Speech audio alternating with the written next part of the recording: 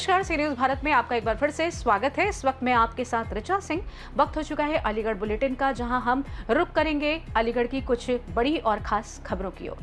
अलीगढ़ में समाजवादी पार्टी की जिलाध्यक्ष लक्ष्मी धनगर ने राजा महेंद्र प्रताप सिंह विश्वविद्यालय के प्रस्तावित दीक्षांत समारोह पर सवाल उठाते हुए विश्वविद्यालय की शिक्षा व्यवस्था में सुधार की मांग की है। प्रेस वार्ता में उन्होंने कहा कि विश्वविद्यालय में स्थायी शिक्षकों, आधुनिक प्रयोगशालाओं और शैक्षणिक संसाधनों की कमी से विद्यार्थियों की पढ़ाई प्रभावित हो रही है। सपा ने राज्यपाल एवं कुलाधिपति आनंदीबेन पटेल से स्थायी शिक्षकों की नियुक्ति, शिक्षा व्यवस्था में सुधार और उच्च शिक्षा में न्यूनतम 180 कार्य दिवस सुनिश्चित करने की मांग की। प्रेस वार्ता में पूर्व जिलाध्यक्ष डॉक्टर रक्षपाल सिंह, जिला उपाध्यक्ष राजीव यादव, शान मियां सहित पार्टी के कई पदाधिकारी एवं कार्यकर्ता मौजूद रहे। जी, मैं लक्ष्मी धनगर, जिला अध्यक्ष समाजवादी पार्टी अलीगढ़। कल राज्यपाल महोदय आ रही हैं, तो राजा महेंद्र प्रताप यूनिवर्सिटी के दीक्षांत समारोह में आ रही हैं कुलाधिपति।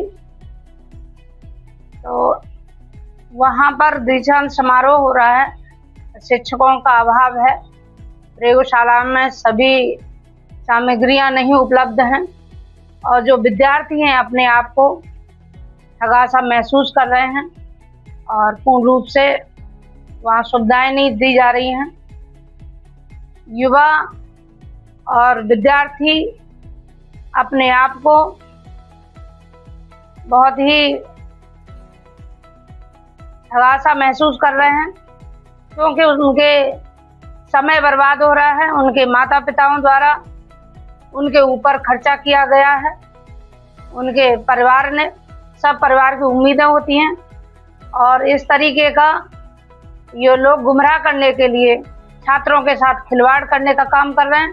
समाजवादी पार्टी इसका विरोध करती है और पहले भी कई पत्र दिए जा चुके हैं और कल भी उनसे वार्ता करने की कोशिश की जाएगी।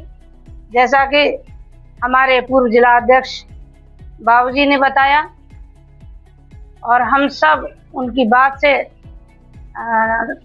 सहमति रखते हैं और सब लोग विरोध करेंगे, क्योंकि अपने युवा छात्रों के साथ जो धोखाधड़ी हो रही है उसे नहीं होने देंगे। इस बात से परिचित हैं, अवगत हैं कि कल 6 जुलाई को राजा महेंद्र प्रताप सिंह यूनिवर्सिटी का दीक्षांत समारोह होने जा रहा है और उसमें भाग लेने के लिए इस विश्वविद्यालय की कुलाधिपति और हमारे प्रदेश की राज्यपाल जी यहाँ पे आ रही हैं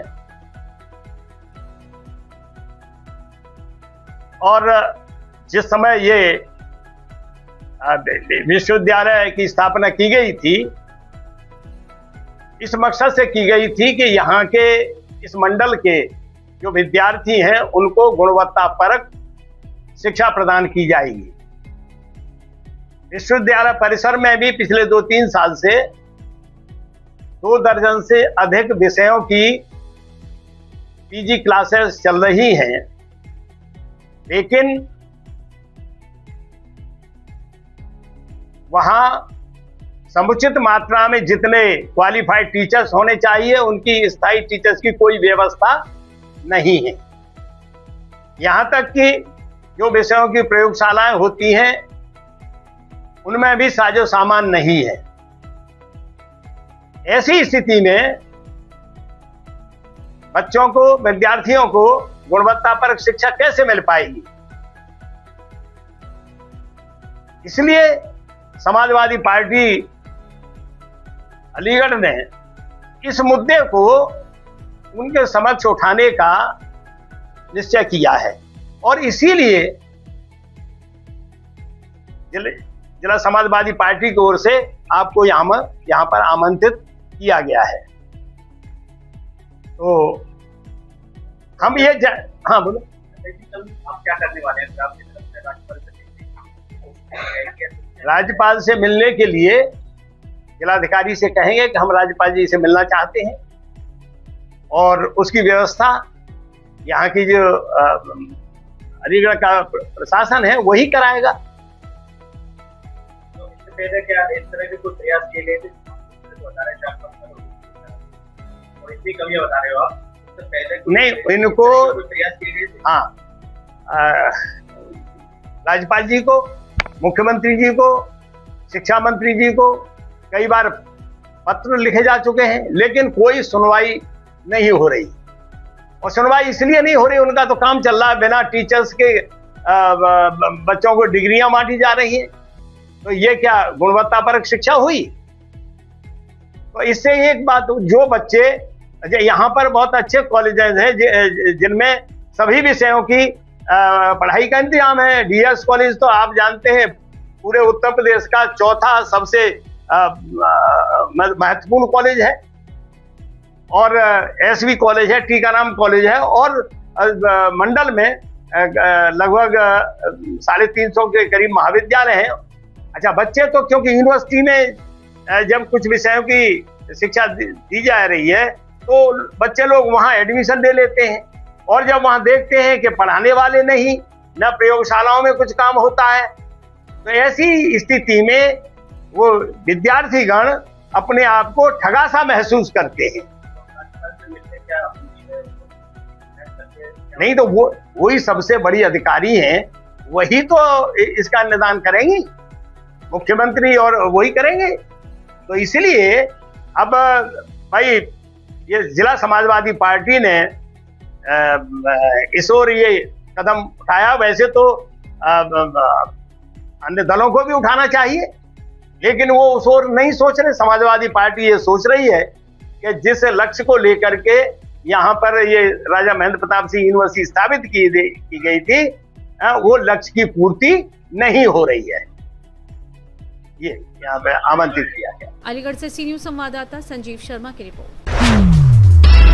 अलीगढ़ में आम आदमी पार्टी की समीक्षा बैठक में यूथ विंग के प्रदेश अध्यक्ष पंकज अवाना ने संगठन की गतिविधियों की समीक्षा करते हुए कार्यकर्ताओं से आगामी चुनाव की तैयारियों में जुटने का आह्वान किया। उन्होंने केंद्र और उत्तर प्रदेश सरकार पर निशाना साधते हुए आरोप लगाया कि सरकार चुनिंदा पूंजीपतियों के हित में काम कर रही है और जनता पर आर्थिक बोझ बढ़ा रही है। बैठक में संगठन को बूथ स्तर तक मजबूत करने और जनसंपर्क अभियान तेज करने पर भी चर्चा हुई। देखिए, अभी हमारे नवनियुक्त मोहम्मद अरमान भाई को अलीगढ़ जिले की यूथ की जिम्मेदारी मिली है, उनको जिलाध्यक्ष बनाया गया है। उसी के चलते आज उन्होंने समीक्षा बैठक की। उन्होंने अपनी पूरी 20 लोगों की कार्यकारिणी तैयार की है, और वो 20 लोग वो हैं जो लगातार सोशल एक्टिविस्ट हैं, जो समाज के लिए अच्छे अच्छे काम कर रहे हैं, लोगों की समस्याओं का समाधान कर रहे हैं। और इस बीच हमारे बीच में हमारे यूथ के महासचिव हैं, वासिफ इसरार जी हैं, तरुण आर्य जी हैं, और तमाम साथी हम लोग यहाँ पर बैठे। हमने एक विचार विमर्श ये किया है कि जिस तरह से निरंकुश सरकार, ये भाजपा सरकार, ये तानाशाह सरकार हमारे नौजवानों का शोषण कर रही है, उसके खिलाफ हमें पूरी तरह से मुस्तैद होकर, एकजुट होकर लड़ाई लड़नी होगी। और आज पूरे देश में आप देखिए डर का माहौल है। किस तरह से इन लोगों ने पूरे विपक्ष के नेताओं को डरा दिया है।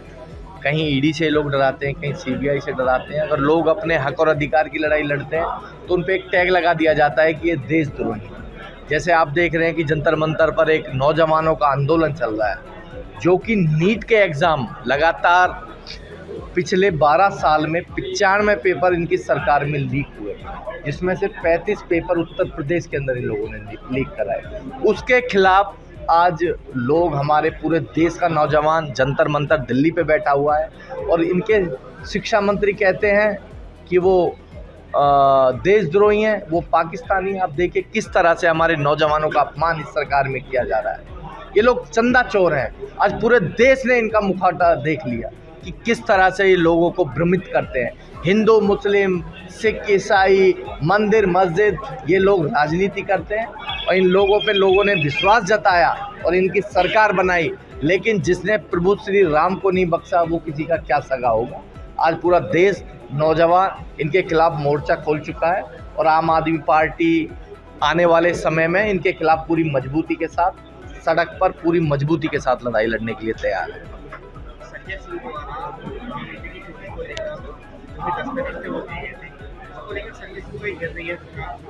देखिए, आपको पता है, मैं पहले भी कह चुका हूं कि जो विपक्ष की सबसे मजबूत आवाज़ है, जो इनके खिलाफ बोलता है, उसको ये लोग डरा देते हैं, धमका देते हैं, डराना चाहते हैं, ख़त्म करना चाहते हैं। लेकिन आम आदमी पार्टी वो पार्टी है कि जो आंदोलन से निकली हुई है। हमारे तमाम नेताओं को जेल में डाला गया। हमारे पार्टी के मुखिया अरविंद केजरीवाल जी हों, या हमारे उप मुख्यमंत्री मनीष सिसोदिया जी हों, या संजय सिंह जी हों, या सत्येंद्र जैन जी हो, तमाम नेताओं को जेल में डाला, लेकिन सब बाइज्जत बरी होकर बाहर निकले और पूरी मजबूती के साथ इनके खिलाफ लड़ाई लड़ रहे हैं। और संजय सिंह जी तो वो शख्स हैं कि जो सुबह से लेकर शाम तक मोदी जी और अमित शाह के सपनों में आते हैं, जो सबसे मजबूती से आवाज़ उठाने का काम करते हैं। और अभी पिछले दिनों 25 तारीख को, पिछले महीने की 25 तारीख को हमारे पार्टी के पूर्व मुख्यमंत्री आदरणीय अरविंद केजरीवाल जी, आदरणीय संजय सिंह जी और हम तमाम कार्यकर्ता उनके साथ रामलला के दर्शन करके आए। और हमने पूरी मजबूती के साथ, आम आदमी पार्टी की एक ही मांग है कि जो ये चंदा चोर हैं, इनका मुखौटा लोगों के सामने लाया जाए। इन्होंने 140 करोड़ लोगों की आस्था को ठेस पहुंचाने का काम किया है। इन्होंने लोगों के साथ धोखा किया है। इन्होंने हिंदू धर्म के साथ इतना बड़ा धोखा किया है कि लोगों के सामने लाकर और लोग इनको दंड दें, इस तरह की घटना हुई है। उसका खिलाफत आम आदमी पार्टी पूरी मजबूती के साथ कर रही है। महंगाई, इंटरनेशनल कीमतों में गिरावट, भारत देश में गिरावट है, इसको लेकर देखिए, महंगाई की अगर आप बात करें तो योगी मोदी जी का एक नारा था कि बहुत हुई महंगाई की मार, अब की बार मोदी सरकार। जब से मोदी सरकार आई है, आप देखिए हमारा रुपया कमज़ोर हो रहा है, डॉलर लगातार बढ़ता जा रहा है। यहाँ पर लगातार महंगाई, पेट्रोल हो, गैस सिलेंडर की किल्लतें हो, या एक लोगों के लिए एम्प्लॉयमेंट हो, रोजगार हो, हर तरह से हमारा देश आज सबसे पीछे की तरफ बढ़ता जा रहा है। इसका रीज़न क्या है? इसका रीज़न सिर्फ एक ही है कि अपने चंद पूंजीपति साथियों को, मोदी, अडानी को, अंबानी को सिर्फ फ़ायदा पहुंचाने का काम कर रहे हैं। उनको 140 करोड़ जनता से कोई मतलब नहीं। आम आदमी पार्टी पूरी मजबूती के साथ अपनी तैयारी कर रही है। अभी पिछले दिनों हमने 5 पदयात्राएं की आदरणीय संजय सिंह जी के नेतृत्व में, रोजगार दो, सामाजिक न्याय दो, और पूरी मजबूती के साथ जहां 45 डिग्री का टेम्परेचर था, हमारे हजारों कार्यकर्ता 45 डिग्री टेम्परेचर में पैदल चले और उन्होंने एक ही मांग की है कि जो सामाजिक न्याय, जो आज 80 साल के पासी समाज के बुजुर्ग को पेशाब चटवा दिया जाता है, जो हमारे दलित समाज के साथी को घोड़ी पे नहीं चढ़ने दिया जाता, ये कैसा राम राज्य आप लोग स्थापित करने जा रहे हैं। उसके खिलाफ सामाजिक न्याय और रोजगार बहुत बड़ा मुद्दा है। आज हमारा नौजवान अगर वो हक, अपना अधिकार मांगता है तो उनके ऊपर लाठी डंडे चला दिए जाते हैं। अगर वो नीट पेपर के लिए धरने पे बैठ जाता है तो उनको आतंकवादी करार दे दिया जाता है। उसके खिलाफ आम आदमी पार्टी सड़कों पर पूरी मजबूती के साथ मुस्तैद है। और हमारे तमाम कार्यकर्ता, आप देखिए तमाम नौजवान साथी यहाँ पे सैकड़ों की संख्या में आए हैं। सभी का एक ही मत है कि हम आम आदमी पार्टी एक इकलौती ऐसी पार्टी है कि ये जो वादा करती है वो निभाती है। दिल्ली के अंदर, पंजाब के अंदर आम आदमी पार्टी ने जो कहा वो करके दिखाया। और मैं सभी साथियों के माध्यम से एक अपील करता हूँ, ये जो गोदी मीडिया है ना, आज ये पूरी तरह से मोदी की गोदी में जाके बैठे हैं। सच्चाई दिखाना नहीं चाहती, लेकिन मैं आप जैसे साथियों से, हमारे सोशल मीडिया के साथियों से यही आह्वान करूँगा कि सच्चाई को सामने लाइए। हमारी आने वाली जो पीढ़ी होगी वो हमको याद करेगी। जैसे हमारे शहीद आजम भगत सिंह जी को याद किया जाता है, जिन्होंने 23 साल की उम्र में फांसी के फंदे को चूमा, उसी तरह से हमको इनसे ना तो डरना है ना पीछे हटना है। पूरी मजबूती के साथ सच्चाई को सत्य के साथ और बुराई का हमको पर्दाफाश करना है। पूरी मजबूती के साथ लड़ाई लड़ना। अलीगढ़ से सी न्यूज संवाददाता संजीव शर्मा की रिपोर्ट। अलीगढ़ में कांग्रेस कार्यकर्ताओं ने पूर्व विधायक विवेक बंसल के नेतृत्व में पेट्रोल, डीजल और रसोई गैस की बढ़ती कीमतों के विरोध में प्रदर्शन किया। कार्यकर्ताओं ने केंद्र सरकार के खिलाफ नारेबाजी करते हुए ईंधन और घरेलू गैस के दाम घटाने की भी मांग की। विवेक बंसल ने कहा कि महंगाई से गरीब और मध्यम वर्ग सबसे अधिक प्रभावित है तथा सरकार को आम जनता को राहत देने के लिए तत्काल कीमतों में कमी करनी चाहिए। जिस तरीके से देश में लूटपाट की जा रही है, चाहे वो राम मंदिर हो, चाहे डीजल हो, चाहे पेट्रोल हो, चाहे स्टूडेंटों की जिंदगी का सवाल हो, किसी भी तरीके से देश को हर तरीके से बर्बाद किया जा रहा है। आज जनता को ये समझना है कि ये लड़ाई न तो कांग्रेस की है, न समाजवादी पार्टी की है, न बहुजन समाजवादी पार्टी की है। ये कांग्रेस की लड़ाई है और कांग्रेस ही इस लड़ाई को लड़ रही है। राहुल गांधी जी इस लड़ाई को लड़ रहे हैं। सिर्फ राहुल गांधी जी हैं जो ये मुद्दे उठा रहे हैं। इस तरीके से पेट्रोल पे, डीजल पे रेट बढ़े थे, पर बैरल पे लोगों ने एक्सेप्ट किया। जब युद्ध चल रहा था रेट बढ़ गए थे।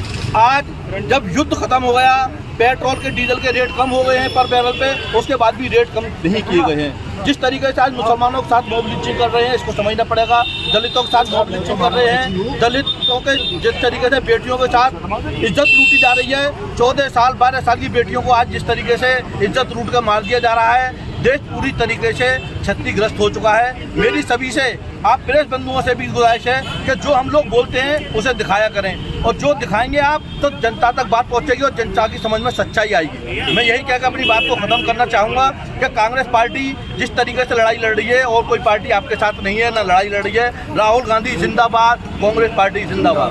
क्या क्यों किया गया है? देखिए, ये हम लोगों ने मुख्य रूप से जो अंतर्राष्ट्रीय बाजार में पेट्रोलियम और इनकी गैस की कीमतों में गिरावट हुई है, उसके अनुरूप यहाँ पे जो उपभोक्ताओं के लिए कोई राहत नहीं दी इस वर्तमान सरकार ने, इस गूंगी बहरी सरकार ने, इस संवेदनहीन सरकार ने, इस झूठी सरकार ने, जो झूठ बोलने में पारंगत है, जो जनता का शोषण करने में पारंगत है, जो जनता जो सिर्फ और सिर्फ इस देश के करदाताओं को गाली देने में महारत है, और जो इतिहास के पन्नों को तोड़ने मरोड़ने में महारत इनको हासिल है। इस सरकार को हम ये संदेश देना चाहते हैं, बताना चाहते हैं कि कृपया करके आप जो है कीमतों में, जो पेट्रोलियम, गैस और फर्टिलाइजर्स में जो किसान आज तराई कर रहा है, किसान को 2 वक्त की उसे रोटी का उसे मौसर नहीं हो रही है, बारिश उधर उसके साथ वो छलावा कर रही है, तो इनकी दायित्व बनता है। किसान आज फर्टिलाइजर के लिए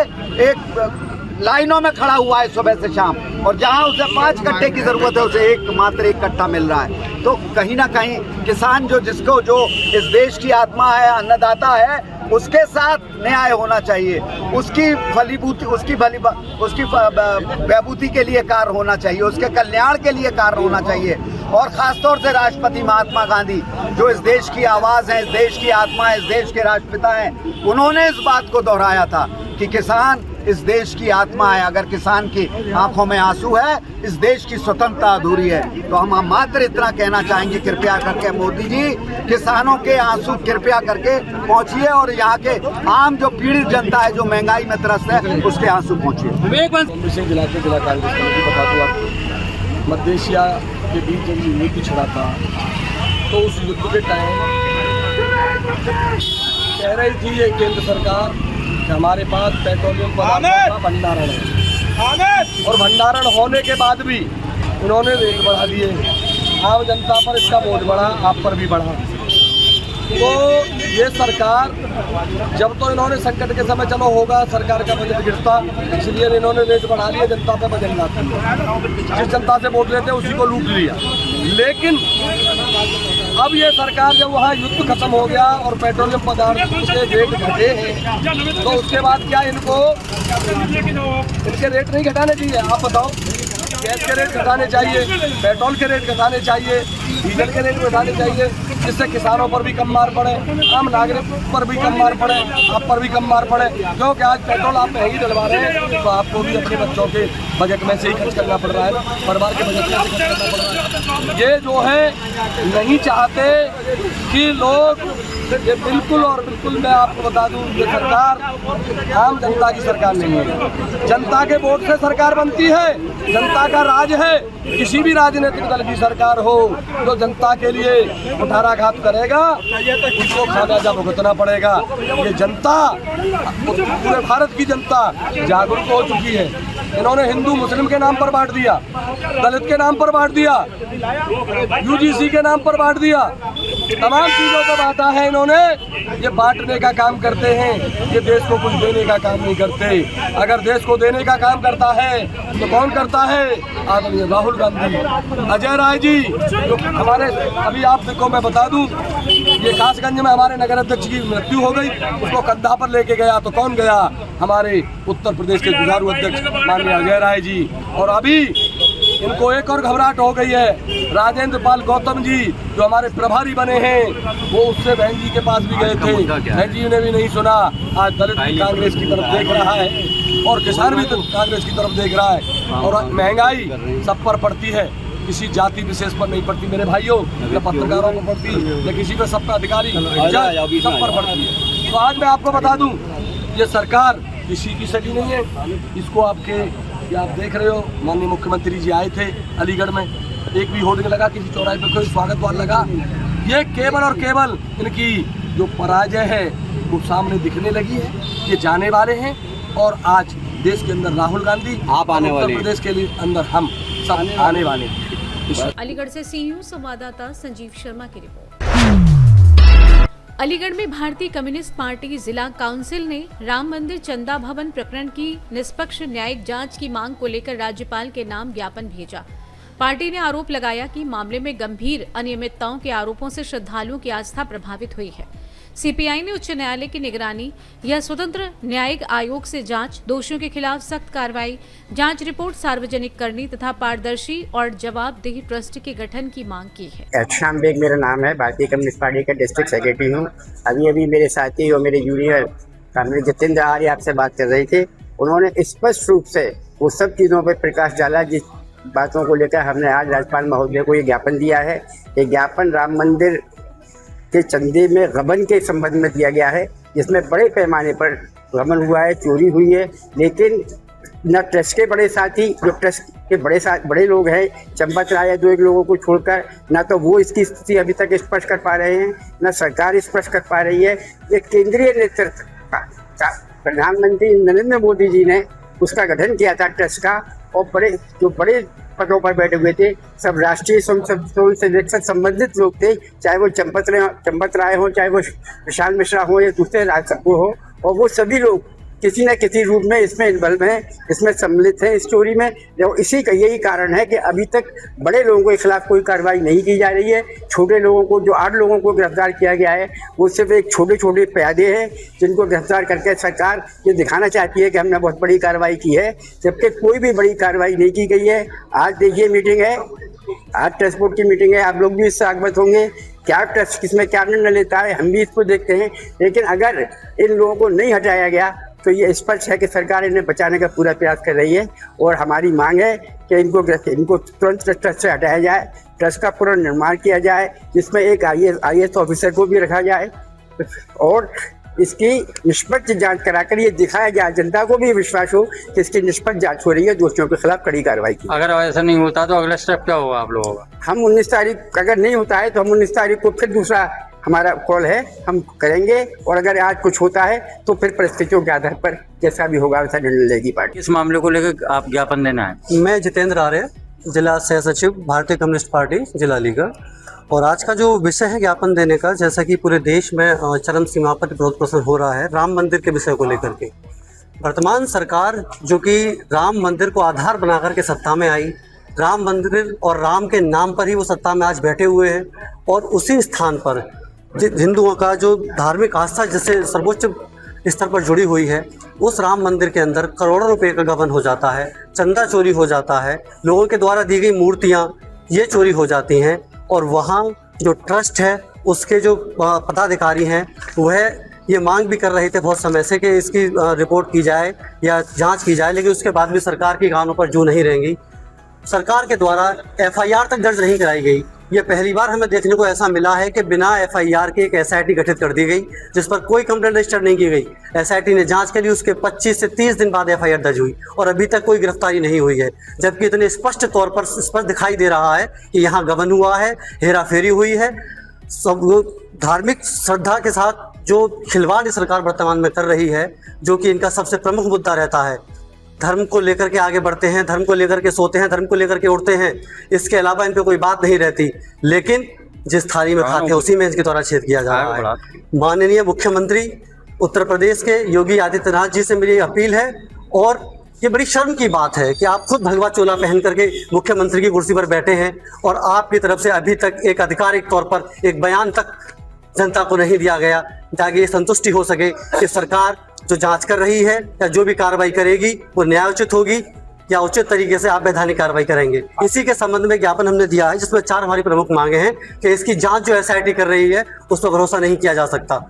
भारत के उच्चतम न्यायालय के न्यायाधीश या रिटायर्ड हो या वर्तमान में पदाधीश हो, उसके नेतृत्व में एक जांच कमेटी बने और उसके द्वारा जांच कराई जाए, प्रथम मांग। दूसरी मांग ये है कि जो व्यक्ति हैं जो उसमें दोषी हैं, चंपत राय जी हुए या उनका ड्राइवर हुआ, कैसे एक 12,000 की सैलरी पाने वाला व्यक्ति 50 लाखों की कोठी बना लेता है। तत्काल इनकी गिरफ्तारी हो और इस ट्रस्ट को भंग करके एक नया ट्रस्ट बने जिससे पारदर्शिता सुनिश्चित की जा सके।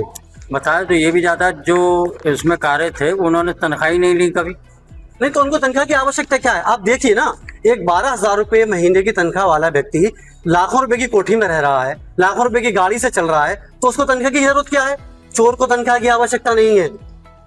जहां एक तरफ सरकार ये दावा करती है कि कानून व्यवस्था बहुत सुदृढ़ है, कोई चोरी करने की किसी की हिम्मत नहीं पड़ रही है, चोरों ने उत्तर प्रदेश छोड़ दिया है, तो ये बहुत ही शर्मनाक बात है कि राम मंदिर में चोरी हो रही है, इसमें बड़े लोगों का चोरी कर रहे हैं जी, बड़े लोगों का हाथ। हाँ बिल्कुल बड़े लोगों का हाथ है। एक कथा वाचक है धीरेन्द्र शास्त्री जी, जो दुनिया भर के लोगों की पर्ची निकालते हैं, उनका वक्तव्य आपको सुनना चाहिए। उन्होंने कहा कि पर्ची तो मैं निकाल दूं, बता भी दूं कि किसने किया है, लेकिन कहीं मुझे ही न निपटा दिया जाए।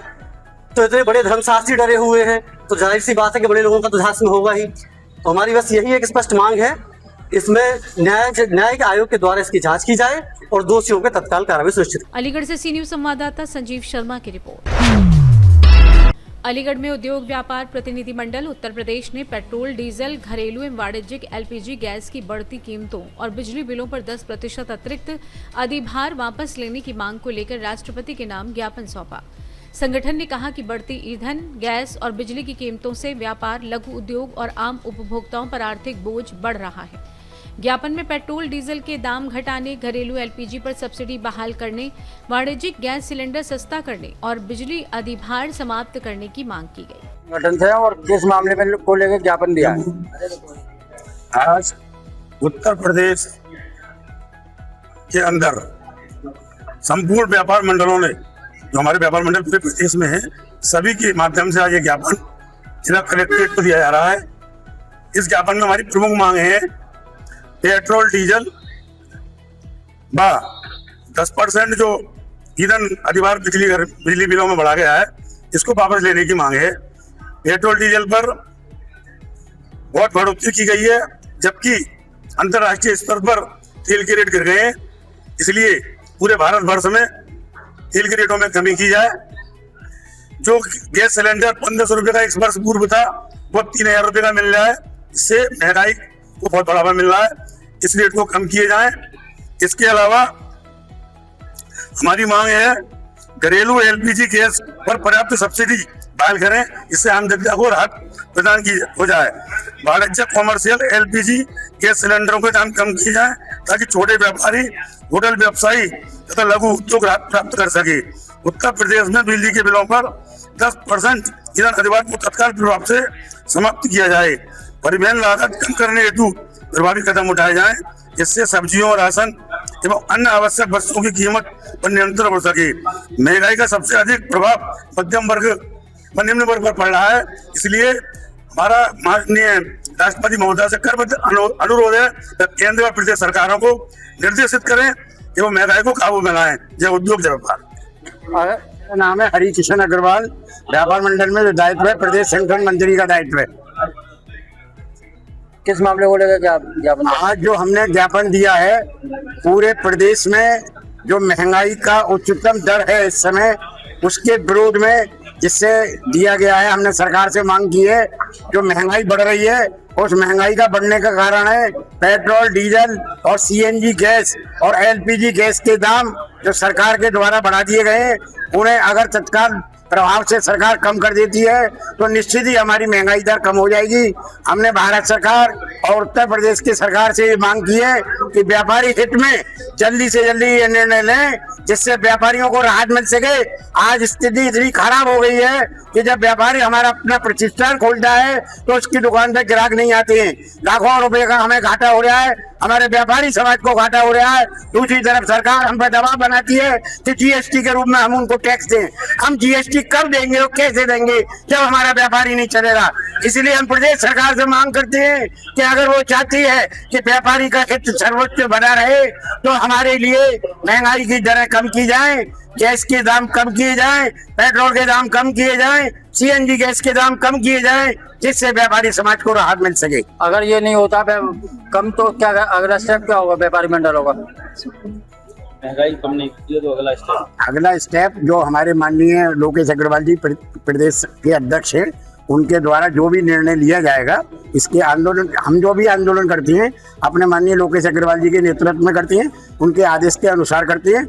जैसा भी उनका आदेश आएगा, और संघर्ष तो हमने पूरे जीवन किया है, व्यापारियों के लिए और शहर की आम जनता के लिए पूरी तरह संघर्ष करते रहेंगे। एक विषय जो आपकी जानकारी में नहीं है वो मैं रख देता हूँ। अभी पिछले दिनों 30 लाख उपभोक्ताओं का बिजली विभाग ने शोषण किया है, और जो इनके 2 किलोवाट के कनेक्शन थे उनके 3 किलोवाट के कर दिए हैं, जिनके 1 किलोवाट के कनेक्शन थे उनके 2 किलोवाट के कर दिए हैं, जिसकी पब्लिक को कोई जानकारी नहीं थी।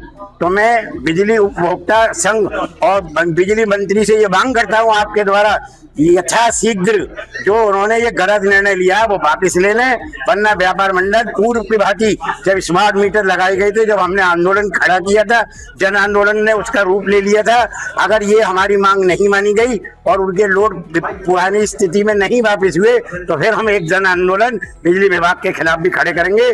जय उद्योग, जय व्यापार, व्यापारी एकता। अलीगढ़ से सी न्यूज संवाददाता संजीव शर्मा की रिपोर्ट।